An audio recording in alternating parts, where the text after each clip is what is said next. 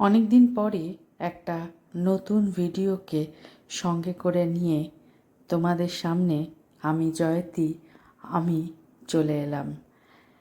এটা হলো কাশ্মীর।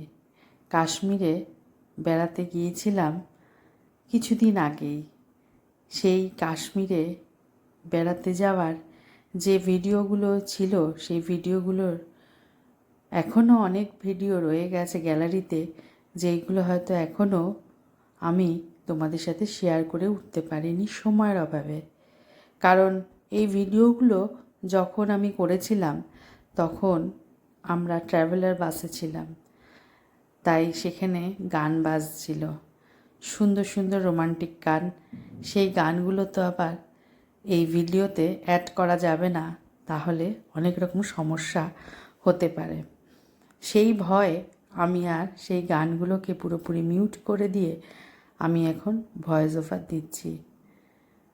প্রকৃতি যেন কাশ্মীরকে পুরো ঢেলে সাজিয়ে দেয়। ঠিক দেখো, দূরের যে আকাশটা এবং তার নিচে যে পাহাড়টি দেখা যাচ্ছে, সেই পাহাড়টা যেন অপূর্ব সুন্দর লাগছে। তখন ছিল বিকালের পড়ন্ত বেলা। আমরা ফিরছিলাম আমাদের হোটেলের দিকে। যখন আমরা ডাল লেকের পাশ দিয়ে যাচ্ছিলাম তখন এই পাহাড়গুলো দেখছিলাম।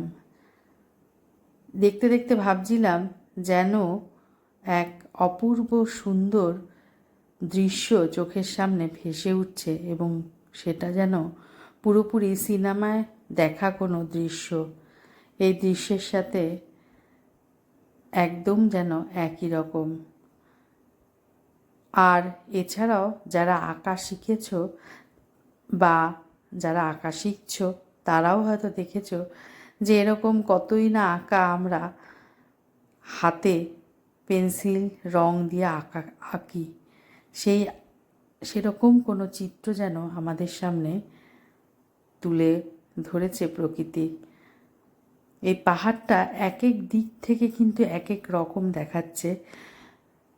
আমরা যখন এই ডাল লেকের পাশ দিয়ে এই রাস্তাটা দিয়ে চলছিলাম, সেখানে ক্রমান্বয়ে পাহাড়গুলো, নানান রকম পাহাড় সেখানে দেখছিলাম। আর পাশে পড়েছিল প্রচুর বরফ।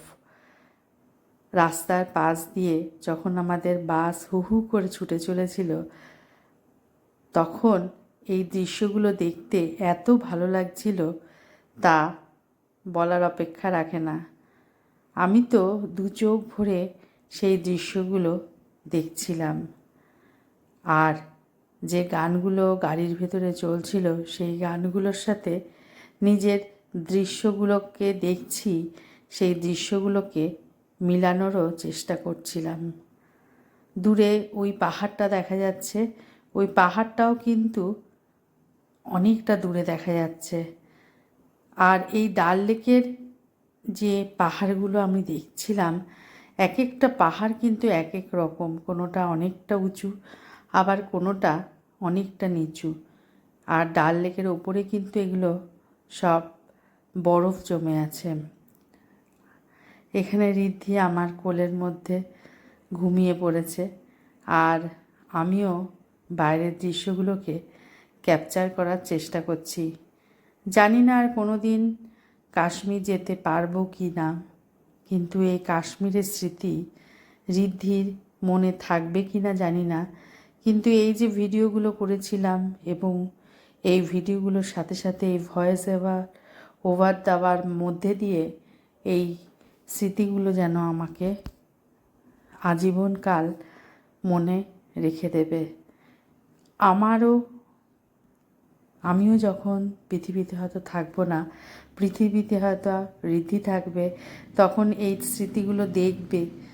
আর সেই স্মৃতি, ছোটোবেলার সেই স্মৃতি রোমন্থন করার চেষ্টা করবে। এর জন্যই কিন্তু এই ভিডিওগুলো করা। ভিডিওগুলো আজও যখন বসে বসে দেখি তখন ভাবি এই তো সেই দিনের কথা।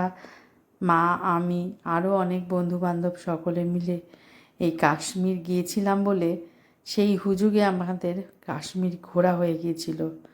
আজ কাশ্মীর যেতে গেলে হয়তো আমরা অনেকবার ভাববো ভেবে চিনতে তারপর হয়তো কাশ্মীরের দিকে পা বাড়াবো। কিন্তু যখন আমি কাশ্মীরে গিয়েছিলাম তখন কাশ্মীরে প্রায় অনেক পর্যটন যেত, তাই আমরাও ছুটেছিলাম সেই কাশ্মীরকে দেখতে। তোমরা সকলে খুব ভালো থেকো, সুস্থ থেকো, আর ভিডিওগুলো কেমন লাগলো অবশ্যই জানিও। আর যারা এখনও আমার এই আইডিটা ফলো করনি তারা অবশ্যই ফলো করে পাশে থেকো। সকলে খুব ভালো থেকো, সুস্থ থেকো, আর অবশ্যই আনন্দে থাকার চেষ্টা করো, কারণ জীবনে আনন্দটা হচ্ছে খুব জরুরি।